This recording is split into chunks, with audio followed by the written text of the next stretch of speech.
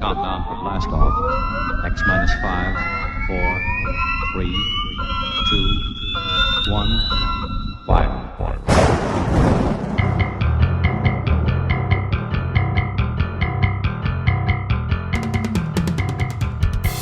Welcome to Lord Blood-Rah's Nerve Wrackin Theatre.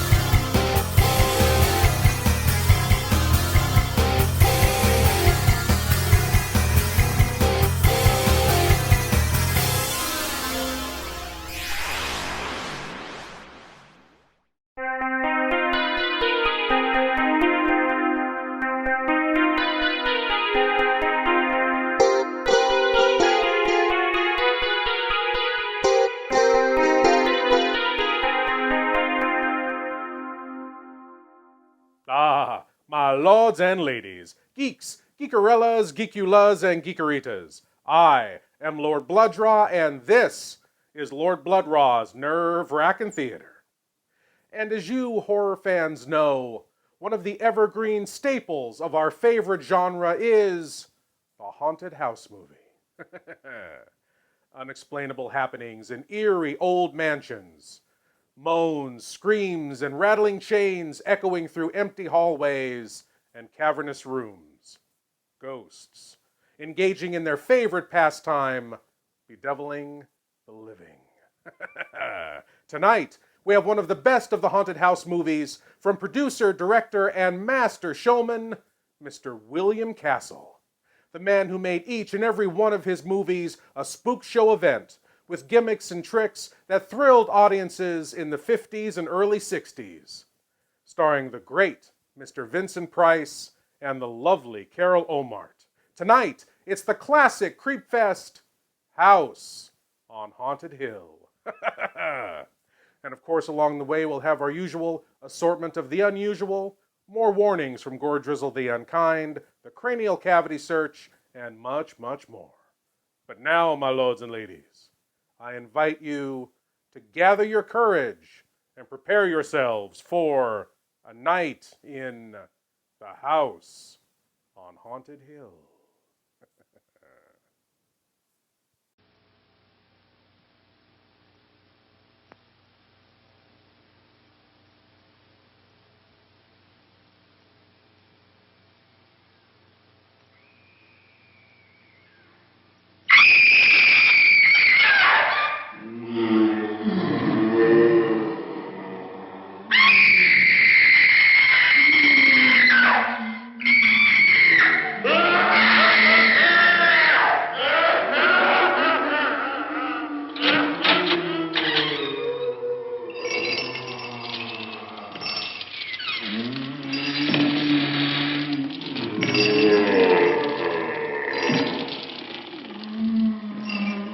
The ghosts are moving tonight, restless, hungry. May I introduce myself? I'm Watson Pritchard. In just a minute, I'll show you the only really haunted house in the world. Since it was built a century ago, 7 people, including my brother, have been murdered in it. Since then, I've owned the house. I've only spent one night there, and when they found me in the morning, I was almost dead.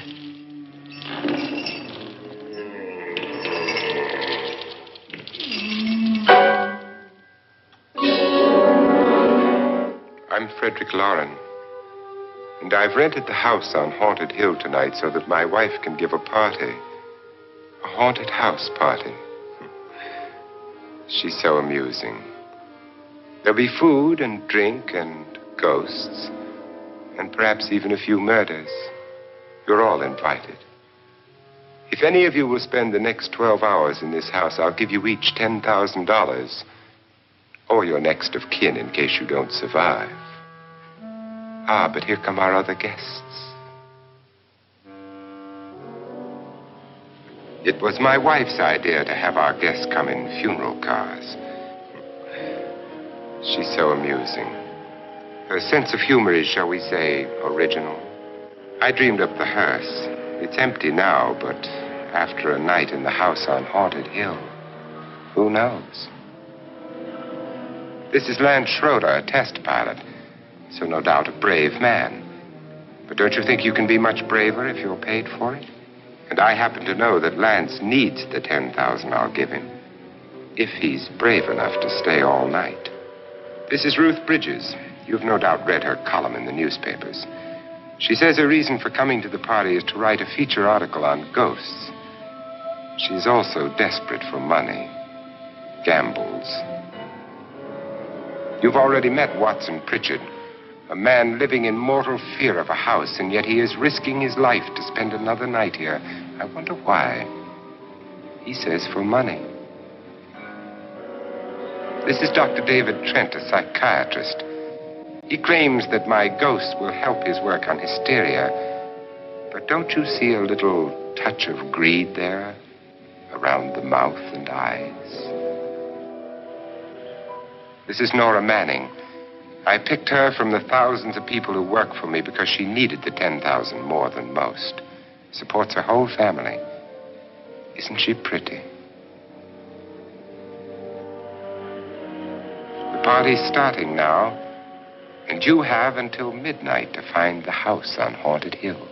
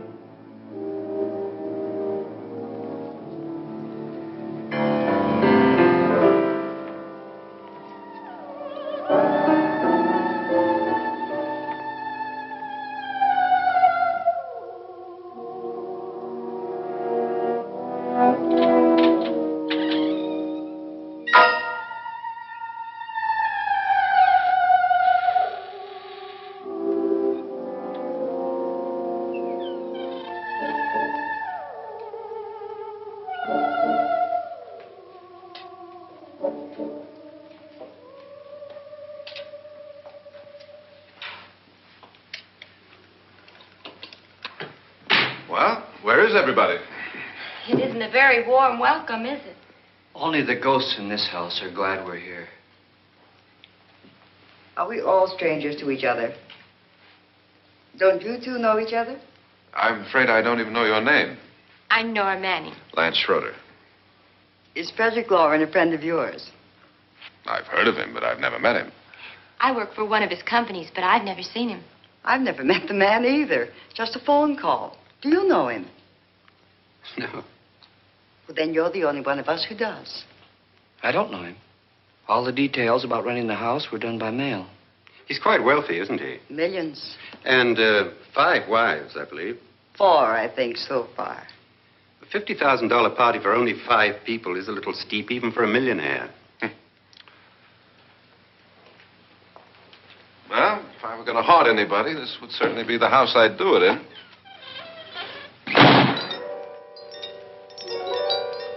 Who closed the door?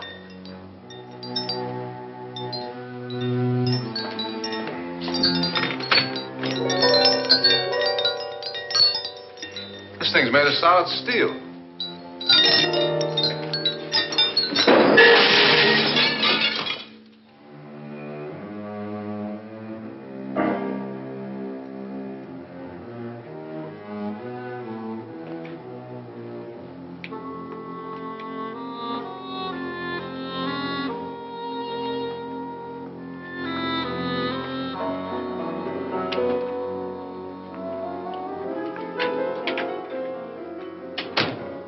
Annabelle, our guests are here, unfortunately still alive. Is your face on yet? Dust and dirt everywhere, and the water barely trickles. Couldn't you have had the place cleaned? Atmosphere, darling. You know how ghosts are. They never tidy up. And that's a very fetching outfit, but hardly suitable for a party. I'm not going to the party. The spend-the-night ghost party was your idea, remember? Since it's going to cost me $50,000, I want you to have fun. The party was my idea until you invited all the guests. Why all these strangers? Why none of our friends? Friends? Do we have any friends? No, your jealousy took care of that. I had a reason for inviting each guest. I wanted kind of a cross-section. From psychiatrist to typist, and from drunk to jet pilot. They share one thing. They all need money. Now let's see if they're brave enough to earn it. And you call this a party? Could be. Why do you always do that? It spoils the champagne. It might explode. Never does.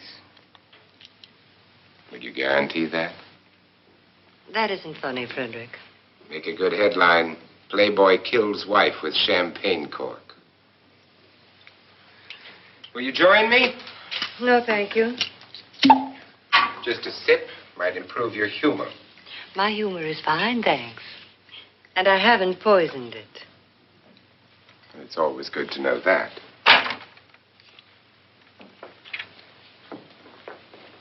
Have some. You'll enjoy the party more. Go on.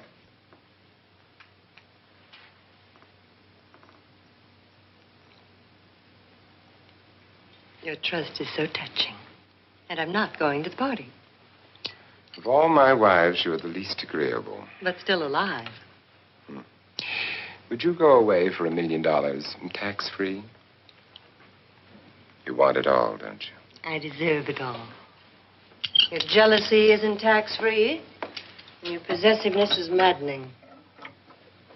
If ever a man had grounds for divorce, But can't prove them. the time will come. You'll slip up one of these days. Think so? If I live long enough. You remember the fun we had when you poisoned me? Something you ate, the doctor said. Yes. Arsenic on the rocks. Annabelle, you'd do it again if you thought you could get away with it, wouldn't you? Darling, what makes you think that? Something about you. I hear that hanging is very uncomfortable, in case you get any more ideas. And don't let the ghosts and the ghouls disturb you, darling. Darling, the only ghoul in the house is you. And don't sit up all night thinking of ways to get rid of me. It makes wrinkles. And so the happy couple prepare to meet their guests, and the party can begin. Food, drink, ghosts, and $10,000 to the survivors. which was quite a bit of money back in 1959. You know, this party is kind of like Fear Factor, isn't it? Though, I hope they don't stoop to serving bull's eyelids or octopus spleens to their guests. Dealing with killer ghosts, that's one thing. But eating earthworm snouts for money, that's just tacky. Oh, and speaking of tacky. If you're watching this, you must love horror, science fiction, B-movies, and weird tales. You can help spread that love by signing up at patreon.com/Lord Blood-Rah. There you can help support the production of Lord Blood-Rah's Nerve Wrackin Theatre, presenting the best, worst, and wildest horror and science fiction films ever made. Lord Blood-Rah's Nerve Wrackin Auditorium, the podcast featuring chilling old-time radio horror shows best listened to in the dark. And Captain Paxar's Star Cadet Hour, the kind of show kids in the 60s and 70s would run home from school to see, featuring classic science fiction heroes like Flash Gordon, Tom Corbett Space Cadet, Captain Zero, and many more. Plus, if you sign up, you'll have exclusive access to content available nowhere else, like Lord Blood-Rah's B-movie reviews, radio episode commentaries, and more. Sign up today at patreon.com/Lord Blood-Rah for the love of horror.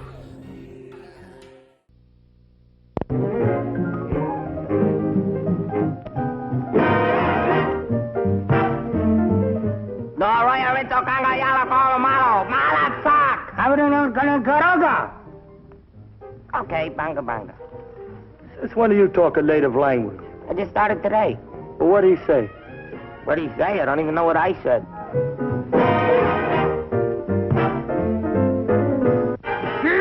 I need you, oh, my do I, baby? Of course I do. Duke Mitchell and Sammy Petrillo turn an island paradise into the zaniest madhouse in the 7 seas. Charlita puts a gleam in Duke Mitchell's eyes. Your smile only added life to your masquerade. Muriel Landers puts the whammy on Sammy. Sammy! Run for your life! Go on, get out of here. Run for your life.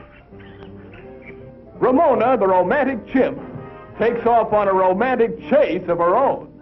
Strange, but interesting. Really think so? What a charming compliment. Bela Lugosi finds the perfect subject to turn a gorilla into a goof, and versa versa. Look, what are you trying to tell me? I don't understand a word. What am I, dumb or something? Don't answer that. Now look, Duke Mitchell, I'm running this game, you understand? And don't talk back. Yeah, now put it on, because we gotta get out that door.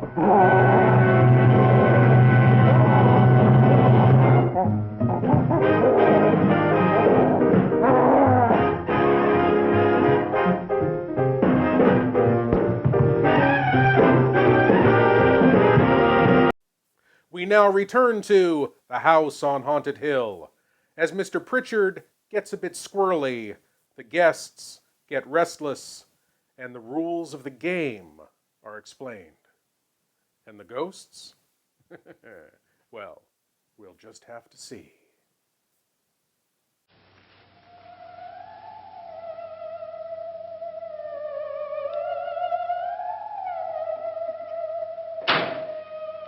This is what she used on my brother and her sister. Hacked them to pieces. We found parts of the bodies all over the house, in places you wouldn't think. The funny thing is the heads have never been found. Hands and feet and things like that. But no heads. The wife, probably in a rage, threatened her husband with a knife and then, carried away by hysteria, took a swing at him and simply went on from there. She certainly went on. How many people did she kill, Mr. Pritchard? Only 2. Her husband and her sister. No one else was here. So there are 2 loose heads just floating around in here somewhere? You can hear them at night. They whisper to each other and then cry. Since our host isn't here, would anyone care to mix me a drink? Certainly. What will you have? Good evening. I'm your host, Frederick Lauren.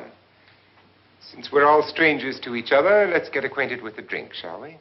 Mr. Lauren, I advise you to call this party off now. The ghosts are already moving, and that's a bad sign. Let me apologize for my wife. She'll join us later. What do you have? Scotch and. Doctor? I'll have the same. Now, before the party begins, let's go over the details. The caretakers will leave at midnight, locking us in here until they come back in the morning. Once the door is locked, there's no way out.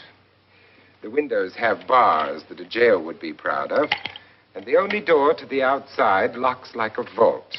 There's no electricity, no phone, no one within miles, so no way to call for help. Like a coffin. So if any of you decide not to stay for the party, you must let me know before midnight. Of course, if you leave, I shan't be able to pay you anything. I'm interested in your reasons for this, party. Aside from the pleasant company. Ghosts, Doctor. I think everyone wonders what they would do if they saw a ghost. And now my wife has given us all the opportunity to find out. Amusing. Ghosts, etc., being only creations of hysteria, your party should be a success. Well, Pritchard here promises us genuine ghosts. 7 now. Maybe more before morning. That's cheerful. 4 men have been murdered in this house. And 3 women. You planned your party very well, Mr. Lauren. 4 of us are men, 3 are women. Well, a ghost for everybody. Well, Pritchard, why don't you take us on a tour through the house and let's see what happens, huh?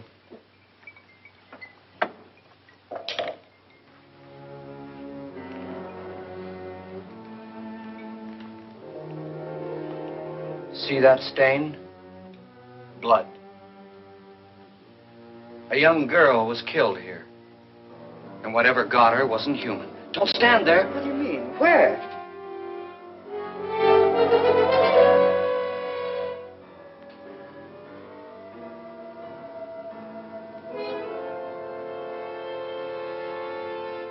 It's too late. They've marked you. Ridiculous. The roof probably leaks. Oh, that must be what it is. Who would want to haunt me? I would say any self-respecting male ghost. I hope it doesn't come back. Well, Mr. Pritchard, you're the life of the party. He hasn't even started yet. Wasn't there a man who threw his wife into a wine vat or something? That was in the cellar. There's been a murder almost every place in this house.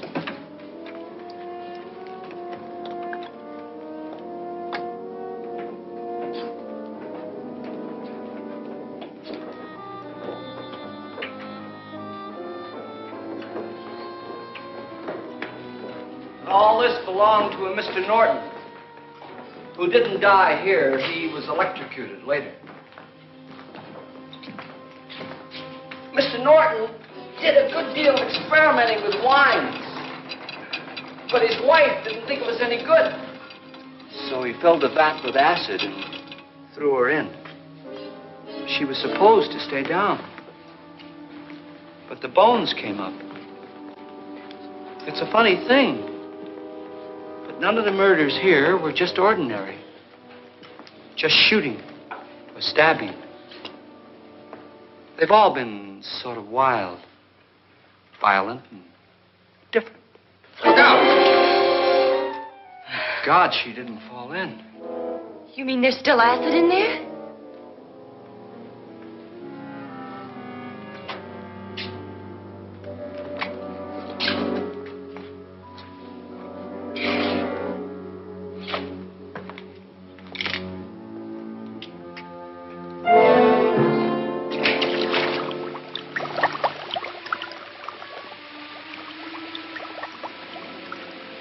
Everything with hair and flesh.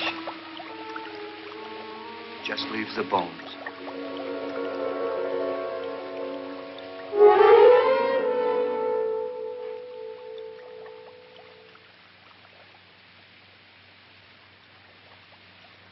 My, it's dry and dusty down here. Well, there's a a cure for that upstairs. Come on.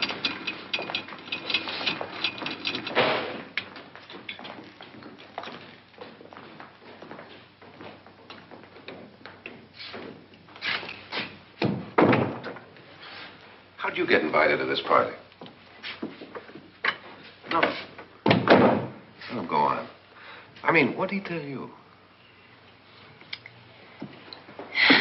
Mr. Lawrence said everybody'd get $10,000. But he didn't say anything about being locked in. No. He just made the deal with me on the phone, but nothing about having to stay. Aren't you going to stay? If I don't, I lose $10,000. I'm going to stay, too. $10,000. Yeah. You believe in ghosts? I don't know. Well, I agree with what that doc says. You can spook yourself. I've done it in planes. Seen things that weren't really there. Or were they? What are you going to do with your $10,000? If we get it. What do you mean, if we get it? Won't he pay us if we stay? Ah, sure he will.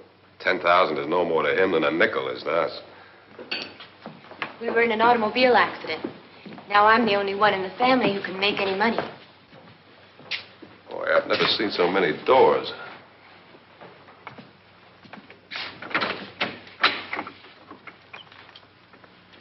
Closet.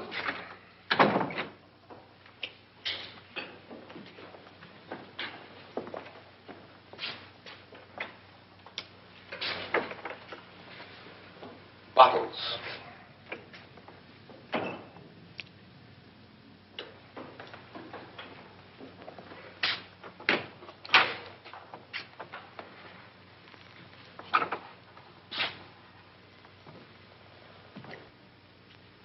Does it go anywhere?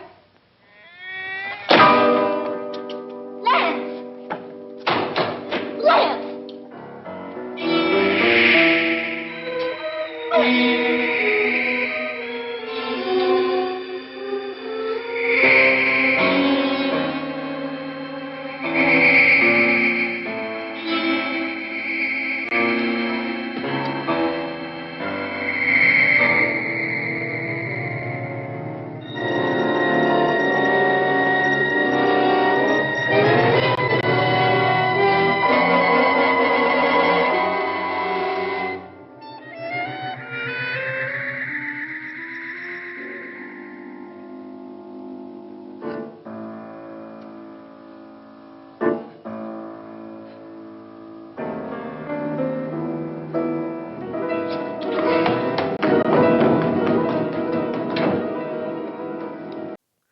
You know, having a huge vat of acid in your basement can be a really handy thing to have around the house.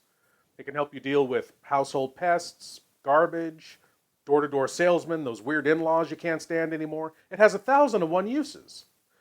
Parents can use it as a disciplinary tool for their kids. Now, I'm not suggesting that parents throw their kids into a vat of acid. I'm just saying it wouldn't hurt to remind them that it's down there from time to time. Oh, what's that, little Timmy? You don't want to eat your broccoli? Oh, well, that's okay. But after dinner, I'm going to need your help in the basement. There may be a problem developing with the vat of acid, and I need you to... Oh, what's that, little Timmy? You'd like some more broccoli, please? Why, of course. A huge vat of acid in your basement. Get yours today.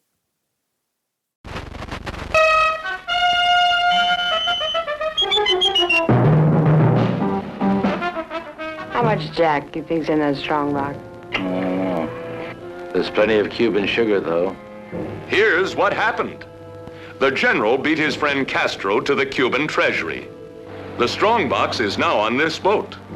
So are a deported American gangster and his moll. And lurking in the depths is the creature from the haunted sea. You're a crazy mixed-up kid. I am perfectly adjusted to my life of crime. Don't worry, Mary Bell. I'll save you.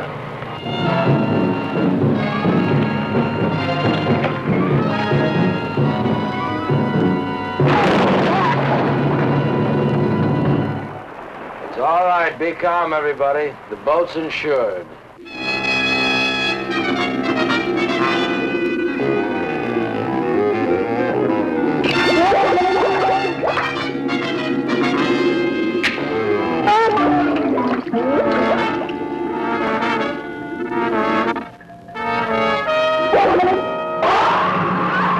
Beware.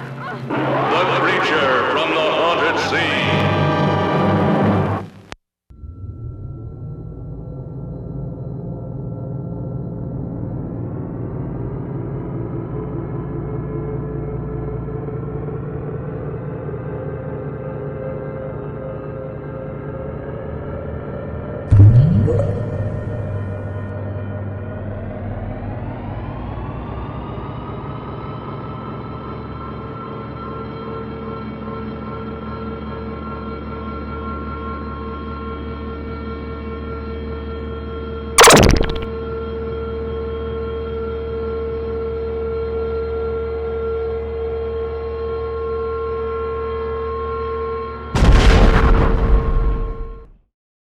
Full humans! Gordrizzle, drizzle, bobizzle, banana, fanafo, fizzle, me, my, momizzle. Gordrizzle here! The ineffable annihilator, speeding toward your world with a hydrogen bladder full of contempt for everyone and everything you have ever known.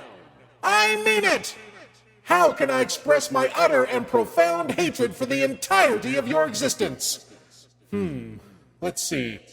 How can I make you, full humans, understand the depths of disdain I have for you and your piddling planet? To me, you are the 15-mile-an-hour driver with your left turn signal on in the fast lane of the galaxy. You are the nauseating green fake fruit squares in the fruitcake of the universe.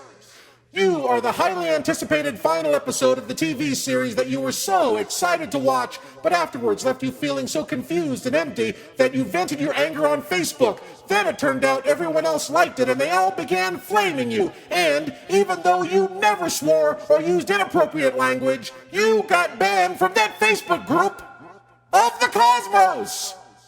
Am I getting through to you? You're just not my favorite. Quake in fear! Word.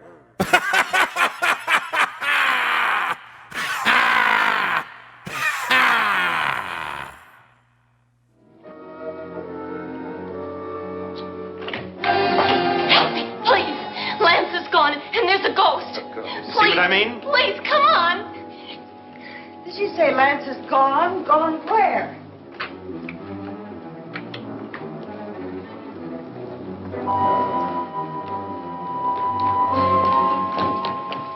We'll have to break it down. It's locked. Oh.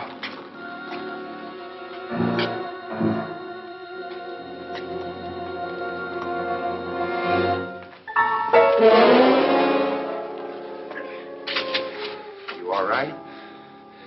Nothing that money won't cure. I must have bumped my head. The only way you could bump your head in here is to run head on into the wall. You didn't do that, did you? Let's get a bandage on that.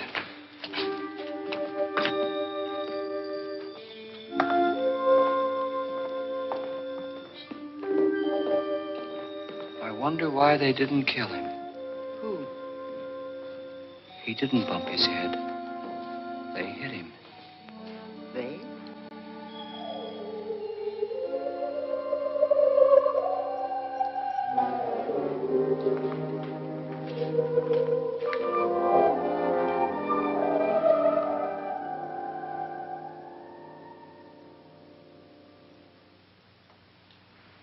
Nora, when you came in, you said something about a ghost. There was something. What did it look like? Well, it was wearing a black thing that went all the way to the floor. Weren't you a little frightened at the time? Well, yes. That, Mr. Loren, is hysteria. Well, then, Doctor, how do you explain what happened to Lance? Was that hysteria, too? You better get that checked in a day or so. Thanks, Doc.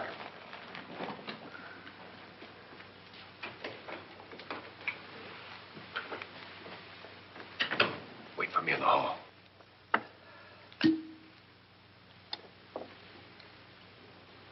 The ghosts are coming closer, Mr. Loren.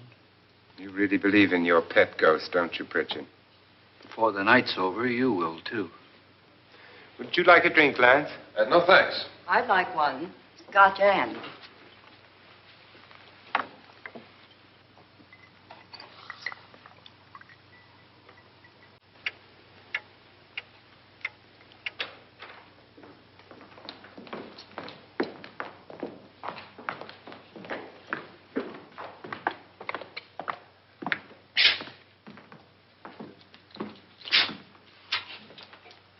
Someone or something was in here when I came in. But where? And if the door was locked, how did it get out? What you saw might have been a ghost, Nora, but what was in here with me was no ghost. I don't know. I was so scared.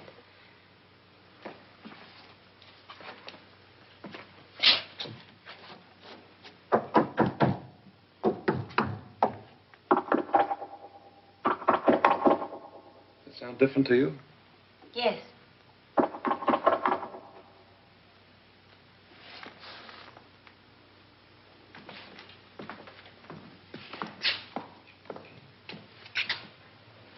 Three, 6, 9, 12. 12 feet.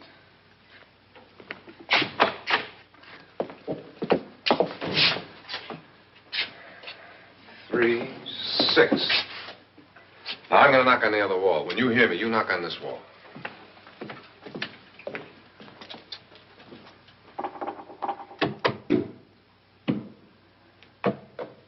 Tap lower down.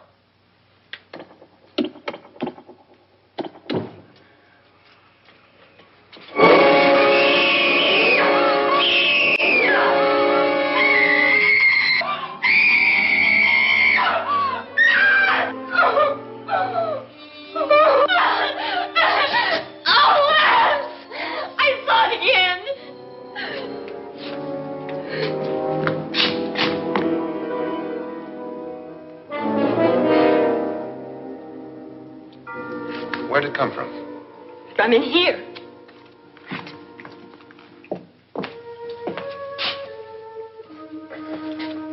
What if it ran out of here? I'd have seen it. Lance, it doesn't run. It just floats. Yeah, but why didn't I see it? You don't believe me. How can I?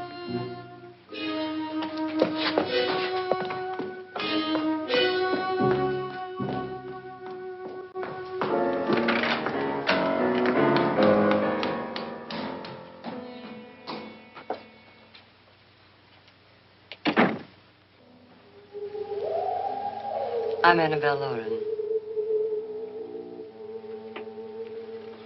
You must be Miss Manning. I realize this is a very unusual and I'm afraid very dull party. Wouldn't you like to freshen up?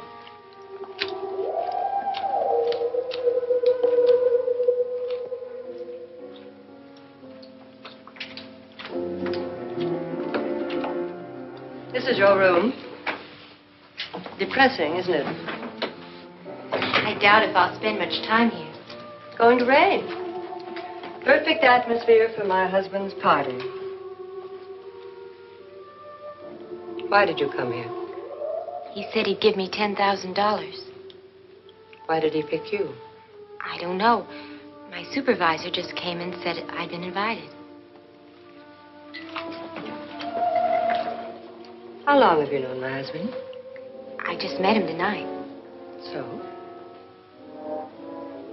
Why you?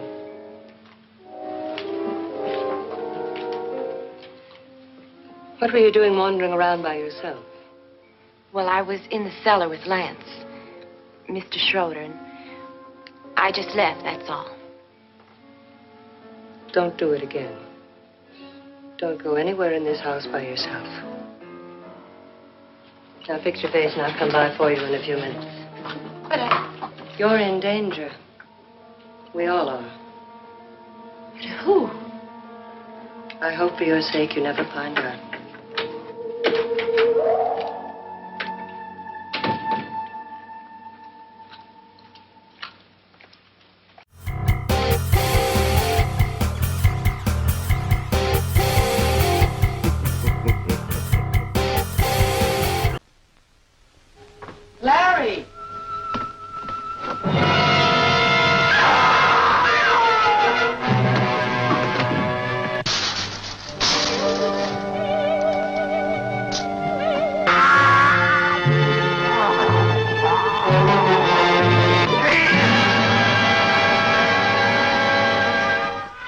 From the exotic geisha houses of Tokyo to the back alleys of the Ginza Strip comes the terrifying news of a fiendish creature that threatens to destroy all who stand in his way.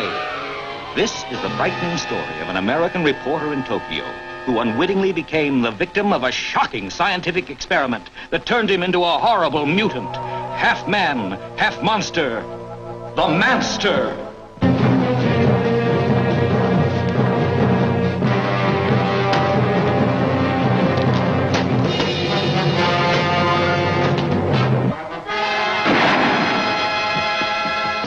What happened? He got away. I think I know where he's going, to Taras. Follow me. Right. There's panic in the streets as the unheard of terror of a half man, half monster runs wild through the city. There he goes! Don't miss The Manster, a genuine thriller in the most frightening sense of the word.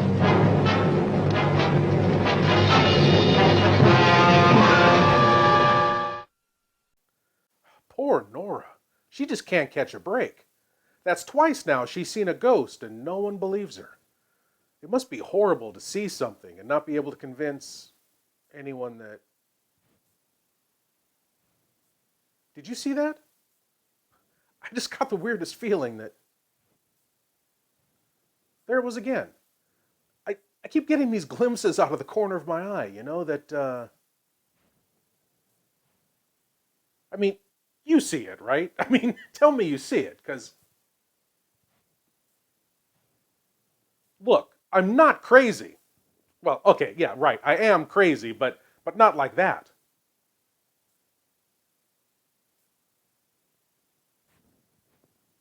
All right, two can play at that game.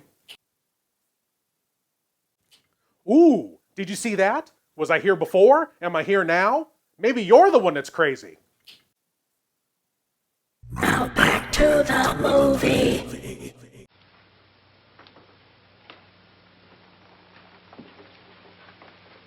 I'm Annabelle Lauren. Were you looking for something?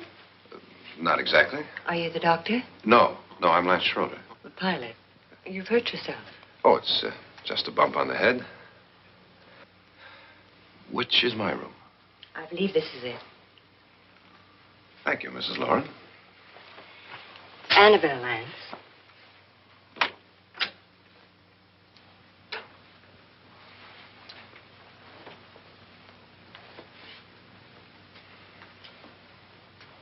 You were with the young girl in the cellar. Why was she so upset? Was she? And you don't look like the type to go around bumping his head. What really happened, Lance? Well, Nora thought she saw a ghost, but I didn't see anything. She was just frightened then. And mad at me, I think. I kidded her about it. I wouldn't joke about anything else that happens here tonight. Now, don't tell me you're taking all this seriously. Aren't you? Well, I'd like to find out what hit me. Lance. If I need help, may I count on you? Yeah, sure, I guess so. Look, what's going on here anyway? I mean, what is with this party bit? This is no party. He's planning something. Your husband? I wish I knew what it was. Must be pretty big if he's going to lay out $50,000. Money doesn't mean anything. He has a reason for getting us all up here to this dreadful old house. Well, what for? He doesn't even know us. Maybe that's exactly why you're here. Well, what can he get away with? Oh, he thinks that big money like his can get away with anything. You know, of course, that I'm his fourth wife. The first simply disappeared. The other two died. Lance, I don't want to join them. You mean he, Oh, his doctor said they died of heart attacks. 2 girls in their 20s. Well, what can he do? My husband is sometimes insane with jealousy. Nothing matters to him then. Please be careful. Would he hurt you? He would kill me if he could.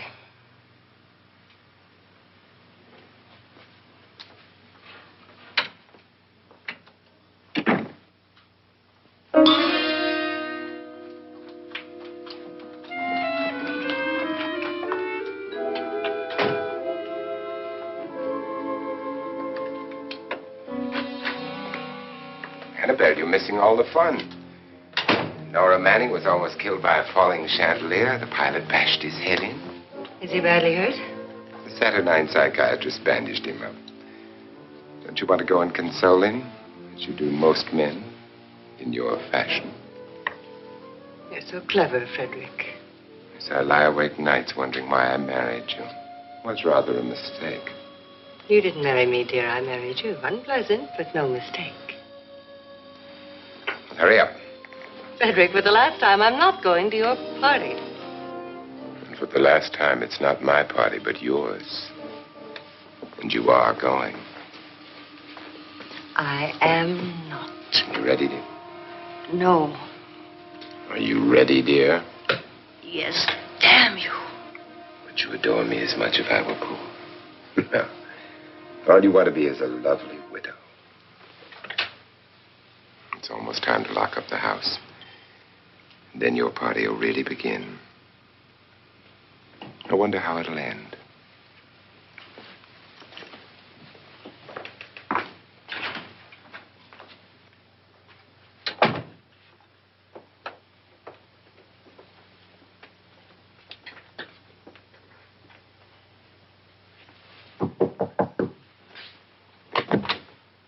It's close to midnight, Lance.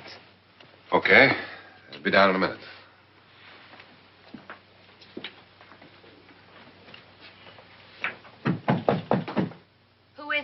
Your host, my dear. It's almost midnight, Nora. We're all going to get together down in the living room. All right, Mr. Lloyd. I'll be right down.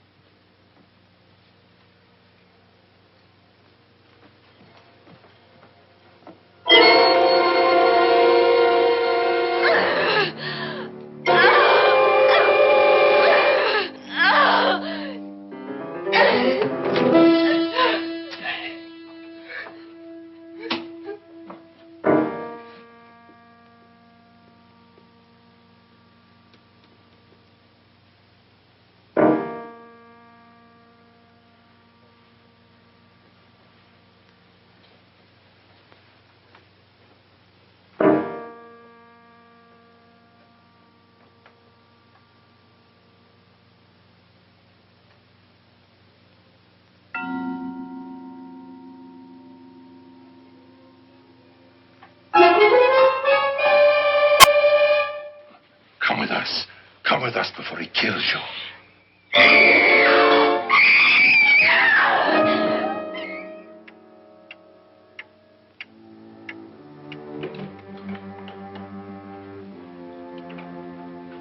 Where's Nora?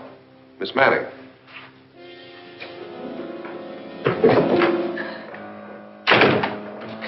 I don't want to stay here. Nora, what happened?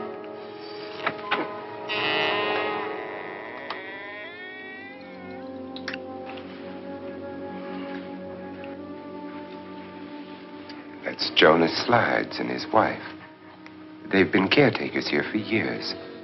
She's blind, you know. I'm not going to stay here. Well, Doctor, it looks like we have a real case of hysteria on our hands. I think she's just a little upset, not hysterical.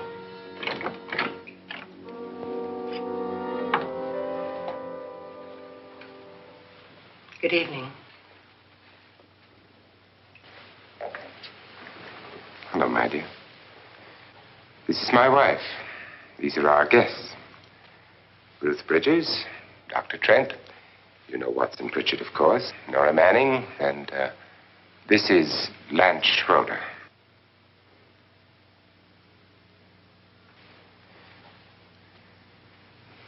Get me out of here. What about the 10,000? I don't care. He wants to kill me. Who wants to kill you? Mr. Lawrence. May I have your attention, please?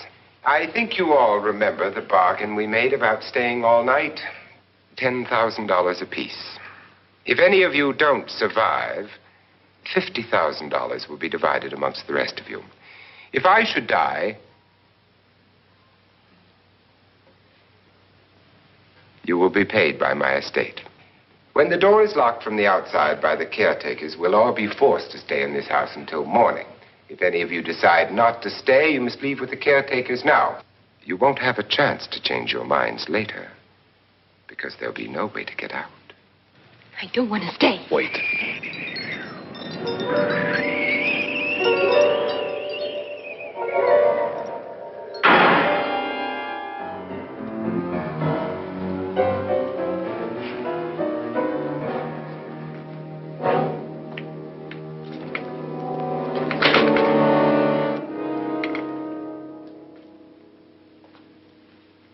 It isn't midnight yet. Who told them they could leave? They never leave before midnight. Well, they've gone now. I was going to ask you whether you wanted to stay or not, but it seems that the caretakers have made the decision for you. We're all locked in now. But I don't want to stay. I'm sorry, my dear, but it's too late now. Darling, haven't you had enough of the silly game? Get some cars up here for these people and let them go home. But pay them first. This is your party, remember? In spite of my wife's faith in my ability to do the impossible, we will all have to stay in this house until 8 o'clock in the morning. But we have some party favors for you in these little coffins. This is my wife's idea. I must say, I think it's rather dangerous. I suppose you all know how to use one of these things, but in case you don't, you just press down on this lever with your thumb and then pull the trigger. You see, they're loaded. These are no good against the dead, only the living. Doctor? Lance? Nora? Go ahead, take it.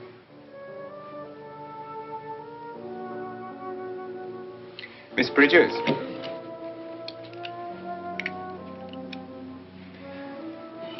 And here's yours, dear. I don't need it. It was your idea. Who knows, you may want to use it on me before this night is over. Throw these guns away. They won't do you any good. I agree with Pritchard on that point, although not for the same reason. Dr. Trent, don't you approve of our little party favors? Suppose Nora had had a gun when she mistook the blind woman for a ghost. I don't think anyone else is going to walk around in total darkness. Oh, I'm sure we're not going to go running around the house shooting each other, aren't you? Who knows? Fear makes people do amazing things.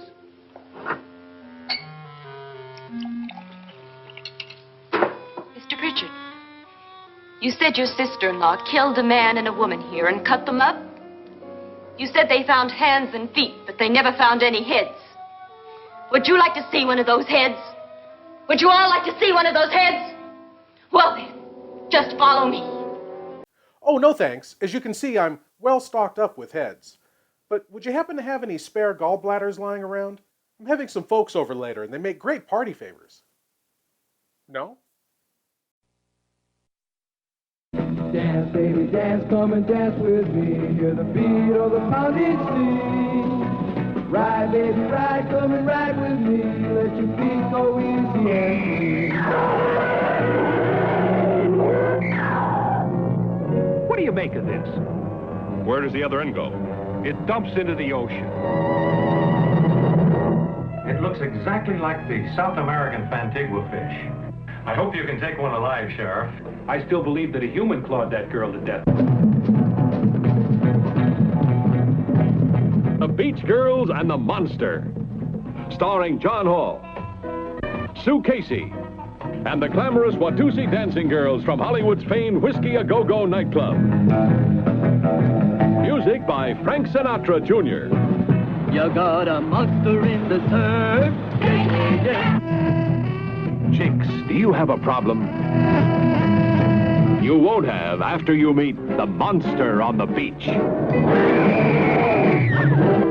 If you see this ghoul, play it cool. Beauties in bikinis, laughing, singing, surfing, sinning. Beach party lovers making hey-hey in the moonlight while the monster waits and watches. Yeah. This one will kill you.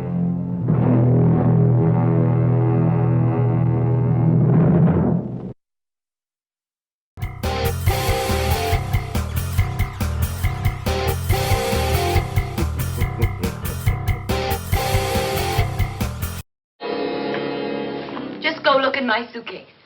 Just go look.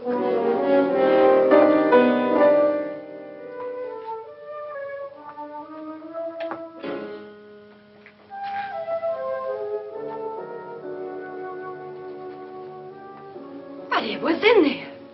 A woman's head. Nora, I think you're a little upset. Would you care for a sedative? Get out! Get out, all of you! All of you, get out of here and leave me alone! Just get out of here! You think it's all right to leave her by herself, Doctor? I wish she'd taken the sedative. Well, what do you suppose she thought she saw? They're closing in on her.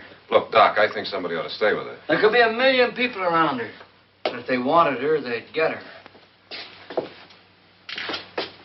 What if he's right? He's too drunk to know what he's talking about. I wonder. I'll join you in a minute.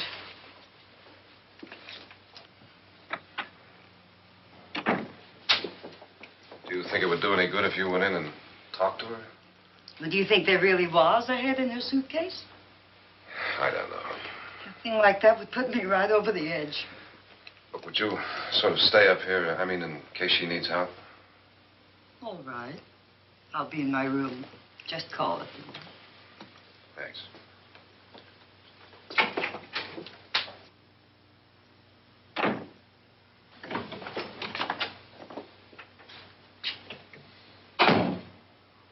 Are you sure there are only 7 people in this house? Positive. Except for the ghosts. I don't believe in ghosts. Nor in frightening women. In Nora's case, it's gone far enough. Perhaps too far. What do you suggest we do about it, Doctor? Don't frighten her anymore.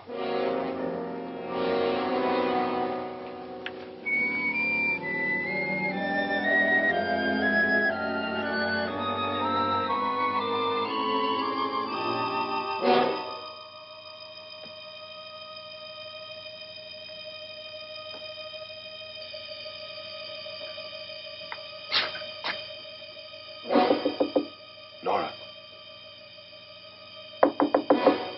Nora?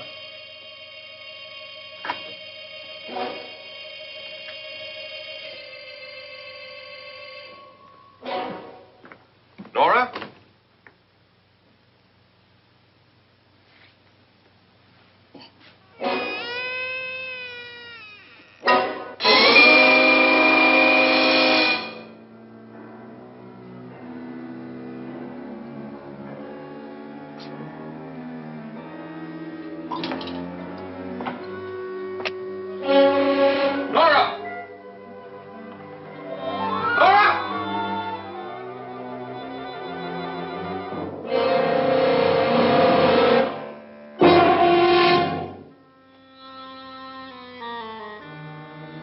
What do you know about this? They've taken her. In a little while, she'll be one of them. Where's Nora? Where is she? It's too late. It's too late. You'll never find her again. Pritchard, if you know where she is, you better tell me now. She's gone. She's gone with them. And there's nothing you can do about it.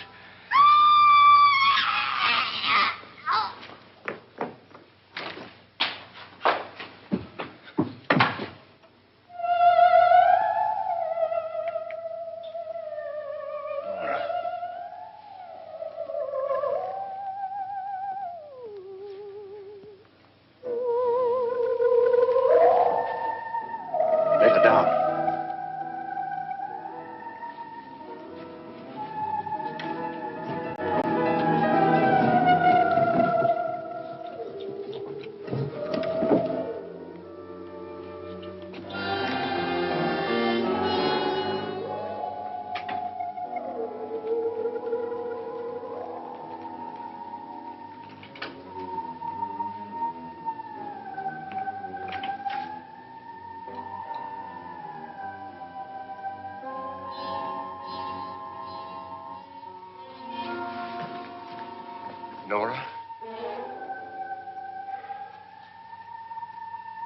She's dead, Mr. Lauren. Your wife hanged herself. Suicide.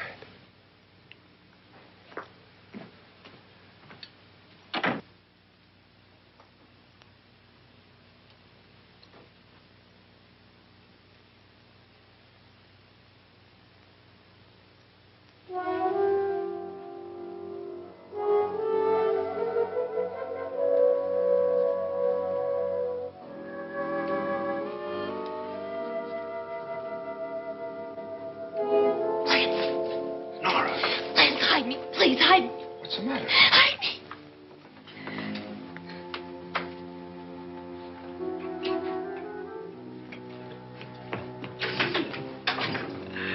He tried to kill me. He grabbed me and choked me and put me in that room. And then he went away and left me. Who? He thought I was dead. Who? Mr. Lord. Are you sure about this? I don't know. It was dark, but it must have been him. Has anybody seen you since he left you? I heard some people in that room, but I went by and nobody saw me. Mrs. Lauren is dead. But how? Lauren said she committed suicide, but I think somebody killed her. Him?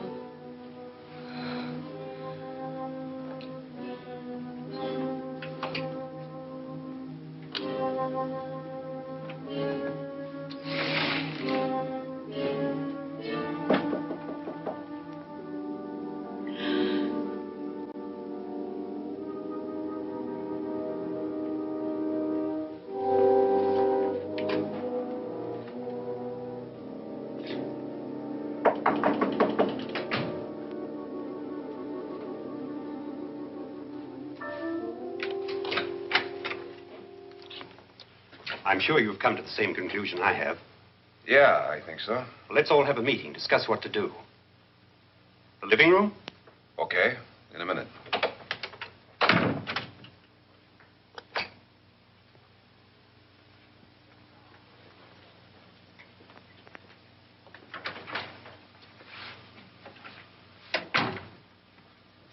I gotta go downstairs. Now, you lock yourself in here and don't let anybody know you're here. If he thinks you're dead, he won't come here. And I'll get back as soon as I can. You'll be all right. And if you have to, you use it.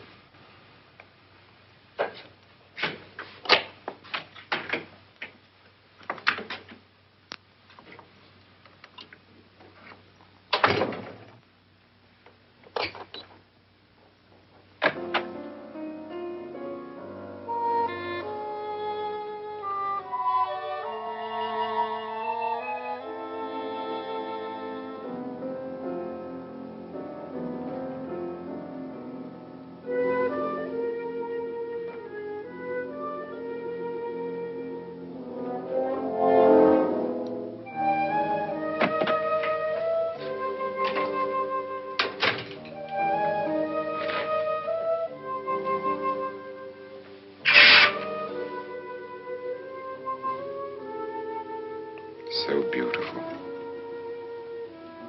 So greedy. So cold.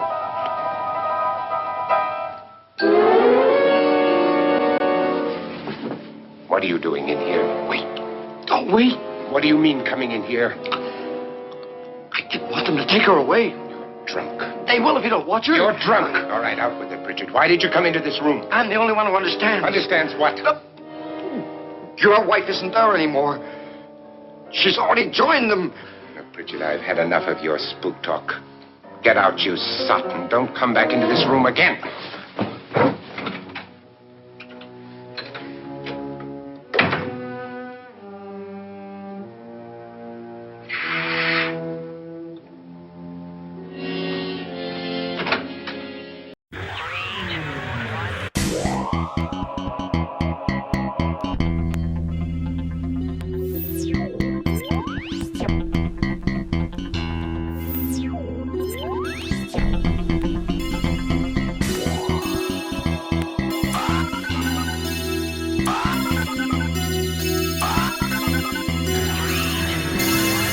Lord Blood-Rah's tremulous trailers.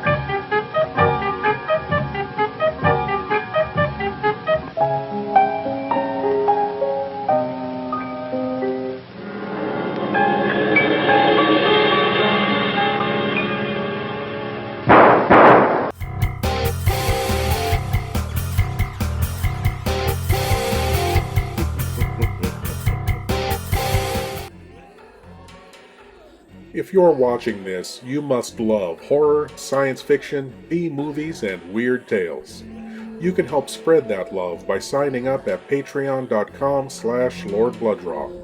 There you can help support the production of Lord Blood-Rah's Nerve Wrackin Theatre, presenting the best, worst, and wildest horror and science fiction films ever made.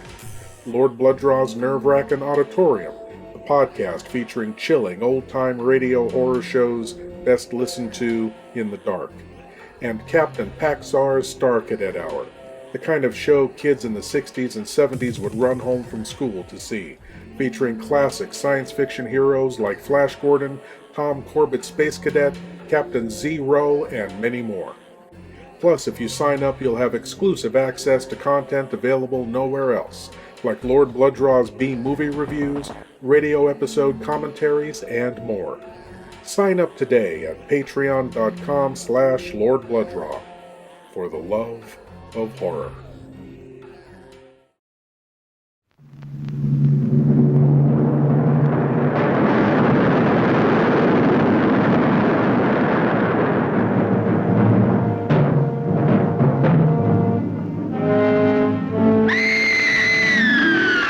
Why do you suppose there were no reports about this thing until 1946? What could have happened then to start the stories? 1946? Well, the bikini underwater experiments were set off then. Maybe that started something. Deep down in the strange, lurid, murky depths of the Pacific are fantastic, horribly grotesque creatures of the sea that challenge man's courage as no earthly creatures can. Science knows some of the answers, but not all. And among science's unknowns is the strange identity of the living monster from the ocean floor. How he get out of suit? No man gets through that. And what happened to him? Here is the first undersea battle ever photographed between a giant killer shark and a woman, as she searches for a monster even more deadly. Could absorb a man. Or a woman. Bonnie, cast off, on the double.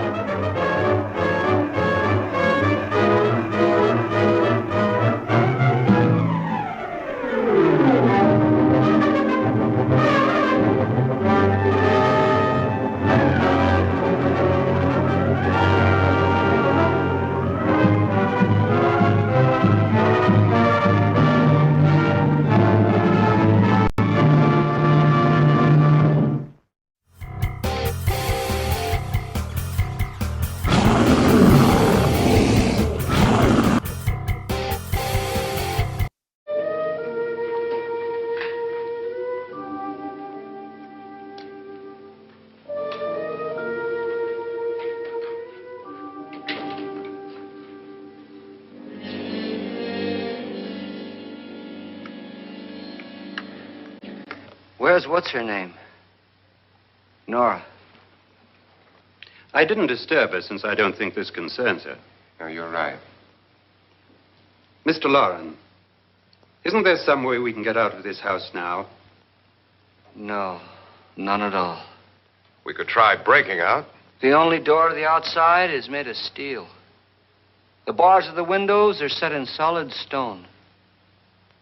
We gotta stay. I'm not afraid of your ghosts, Pritchard. But I am afraid When we came here a few hours ago, the only thing we had in common was the $10,000 we'd get. Now, however, we share something else. The death of Mrs. Lauren. So far tonight, one of us was almost killed by a falling chandelier. One of us was mysteriously slugged. One of us has been driven to the brink of absolute hysteria. And one of us is dead. Were these accidents? Suicide? And we must stay here for 6 more hours. 6 hours? 6 of us.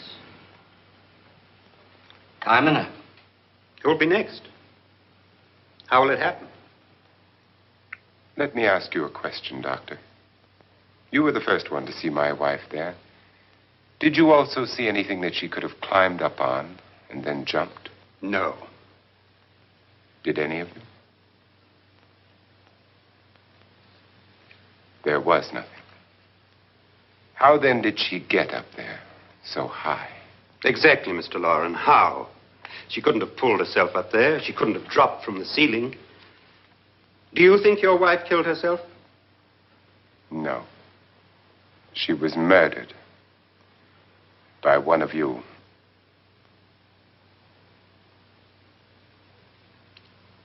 Or you, Mr. Lauren. To deliberately kill someone, you must have a reason. We were all strangers to your wife. Only you had a motive for murder. What husband hasn't at some time wanted to kill his wife? What husband hasn't had 1,000 opportunities to do it in such a way so that he'd never be suspected? I'm not such a fool as to hang my wife from a ceiling by a rope. The fact remains that you, or one of us, murdered Mrs. Lauren. And that's a matter for the police. So how do we get the police? That's my point. We can't until morning. What began as a silly party given by an eccentric has now involved us all in murder. For once, Pritchard may be right. If another murder's in the works, let's stop it now. Another murder? Why not? Maybe one of us saw too much. Why should even a millionaire want to give each of us $10,000 to spend one night in a gloomy old house? To see some ghosts, have a party? No. Have you finished trying me, Doctor? And is the verdict guilty of murder? Oh, this isn't getting us anywhere. Somebody killed Mrs. Lauren. We know that. One of us is guilty and the rest of us are innocent. Okay. Now, what we have to do for the next 6 hours is protect ourselves from each other. You really think? I don't think anything. I just know that I'm going to my room. And if anybody comes in, I'll shoot him.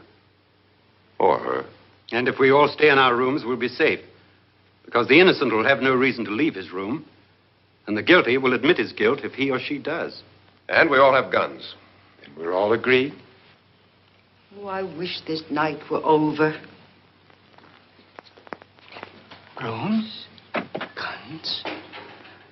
I tell you, it doesn't make any difference. They aren't through with us yet.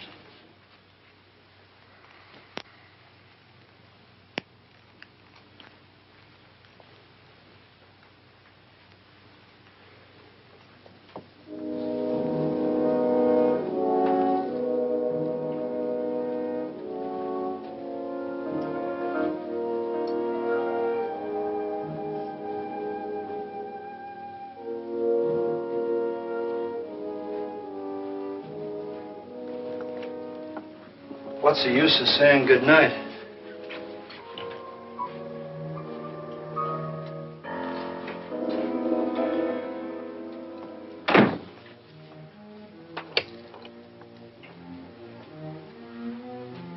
Good night.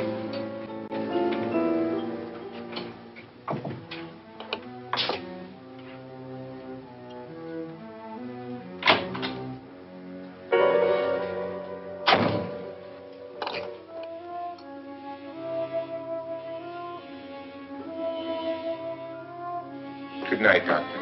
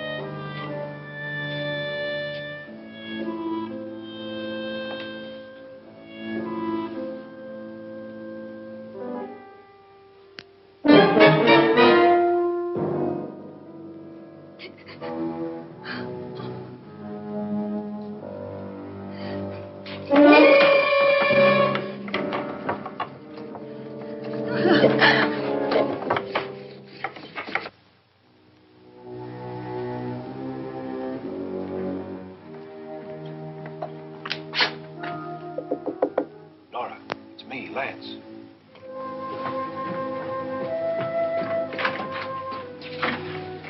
You okay? They've all gone to their rooms and locked themselves in. Lance, I've been thinking. It was so dark down there. Maybe it wasn't Mr. Lorne. It was him, all right. He tried to kill you, and he did kill his wife. How can you be so sure? She tried to warn me, asked me to help her. The doc thinks he's going to try and kill one of us. Now, there must be a way out of this place, and I'm going to find it and get the police before he does. I'm going with you. What if he finds out you're alive? No, Nora. You're safer here than any place else. Now just lock yourself in and keep quiet.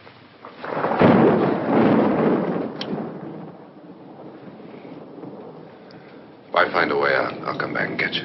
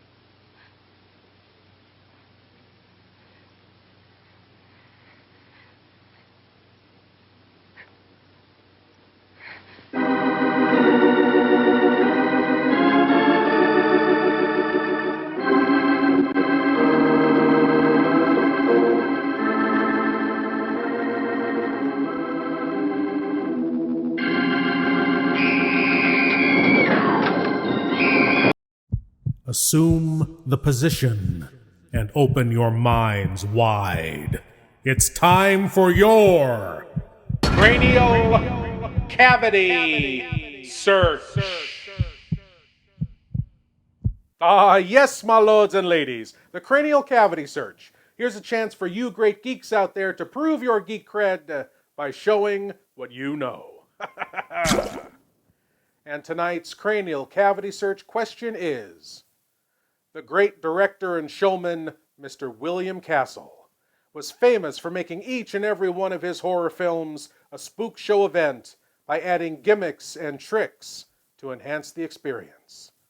In tonight's film, House on Haunted Hill, the gimmick was Emergo. At a key point in the movie, a skeleton would slide over the audience's heads on a wire. In his classic The Tingler, the gimmick was Percepto. Certain seats in the theater were wired with buzzers to go off at a certain point in the film, eliciting screams. In his classic 13 Ghosts, he passed out ghost viewers to the audience, which would actually allow the audience to see the ghosts on the screen.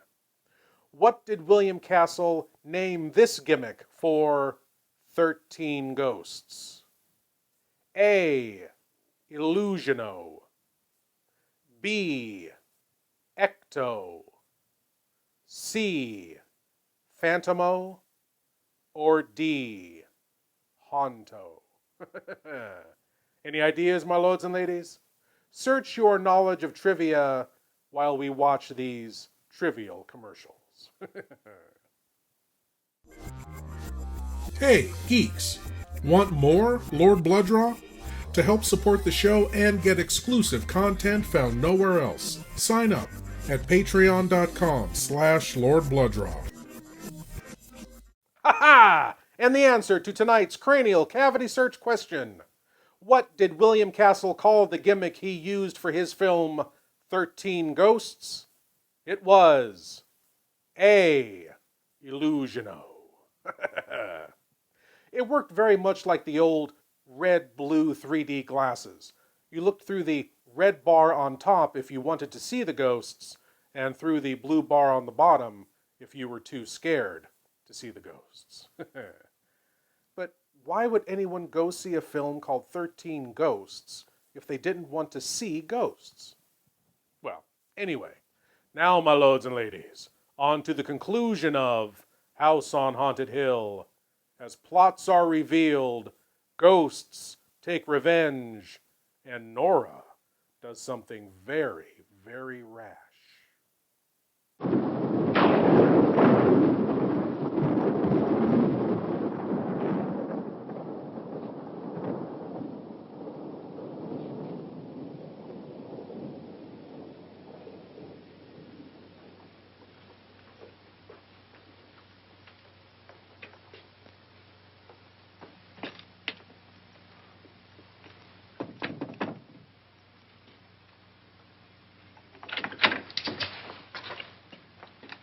An admission of guilt, Doctor? Certainly not.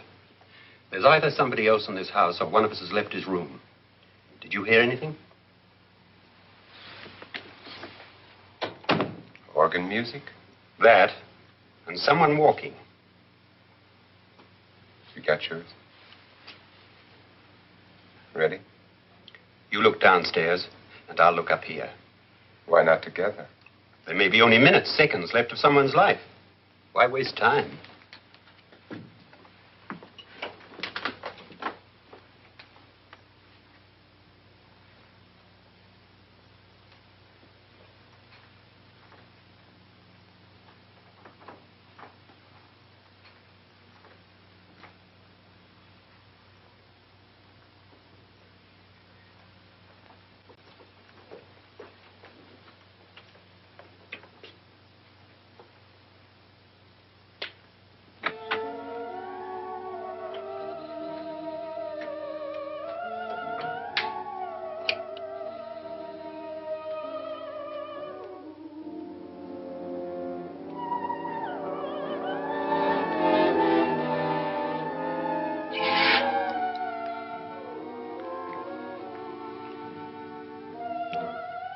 It's almost over, darling.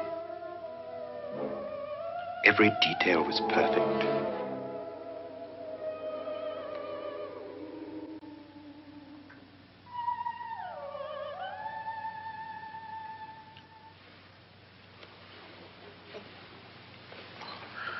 What's happening?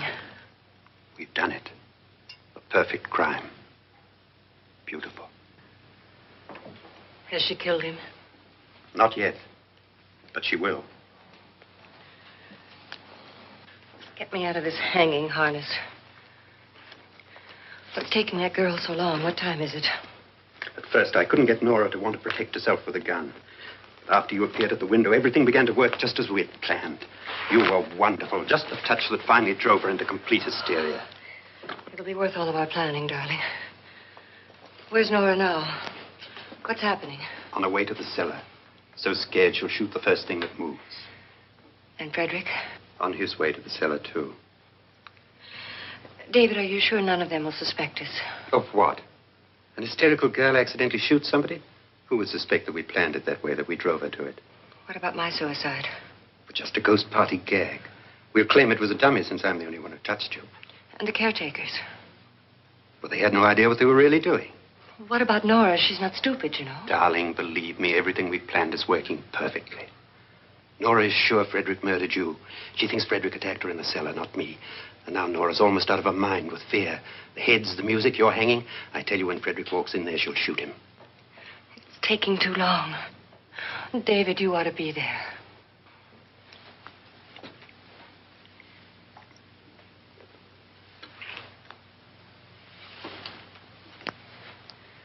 When you hear the shot, come down to the cellar.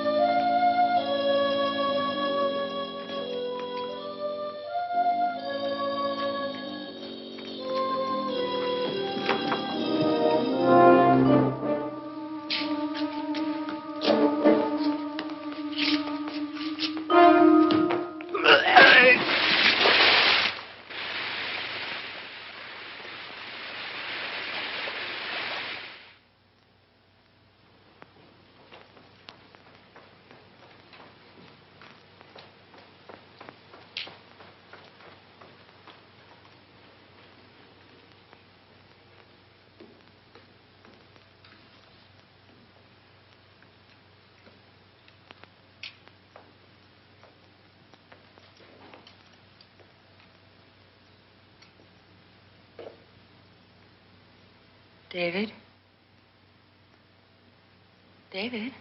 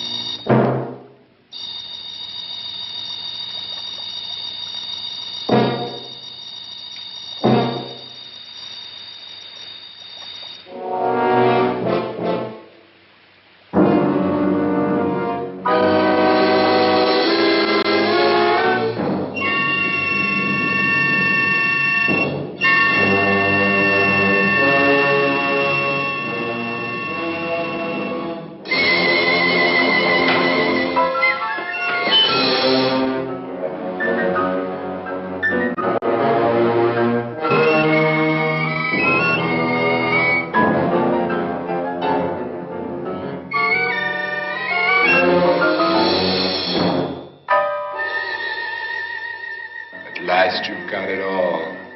Everything I have. Even my life. But you're not going to live to enjoy it. Come with me, murderess. Come with me.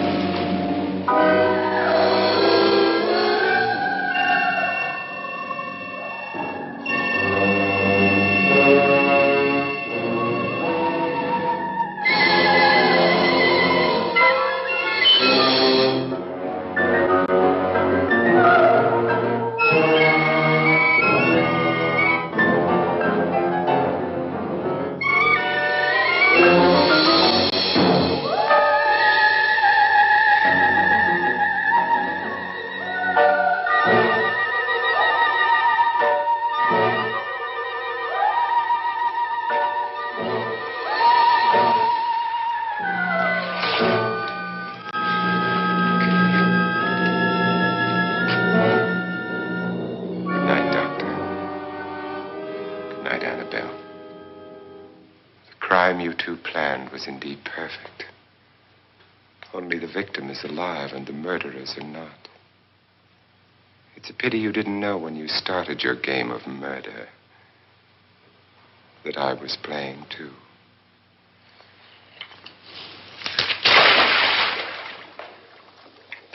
There must be some way to get in here. Oh, it's right along here somewhere. Lance! I've shot Mr. Loren. He's down in the wine cellar. Alive? I don't think so.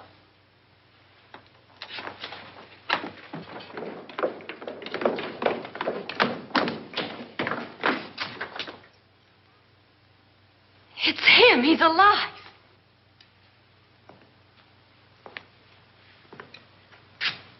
You didn't shoot anyone, my dear. I loaded your gun with blanks. I can tell you all now. Trent and my wife were planning to kill me. They failed. Trent tried to throw me in the vat. My wife stumbled and fell. I'm ready for justice to decide if I'm innocent or guilty.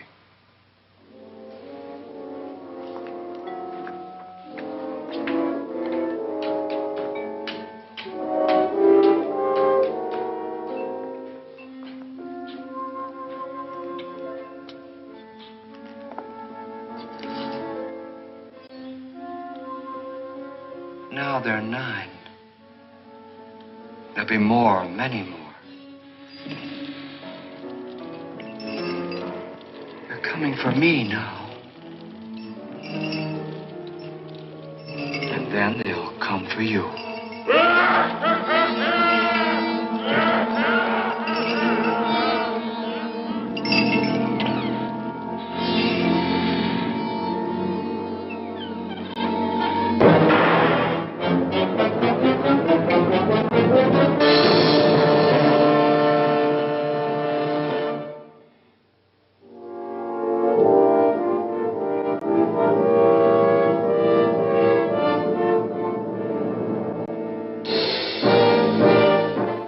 Vincent Price gets the last laugh. I told you that vat of acid in the basement would come in handy. And now Nora can give her vocal cords a well-deserved rest.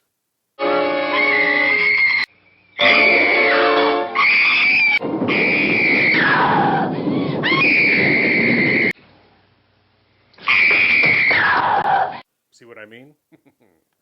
She keeps screaming like that, she's going to have a voice like Lance Hendrickson. But now, my lords and ladies, I want to thank you all for watching, and I want to invite you all back again next week when we'll do whatever this is all over again. As always, I am Lord Blood-Rah saying, geek out.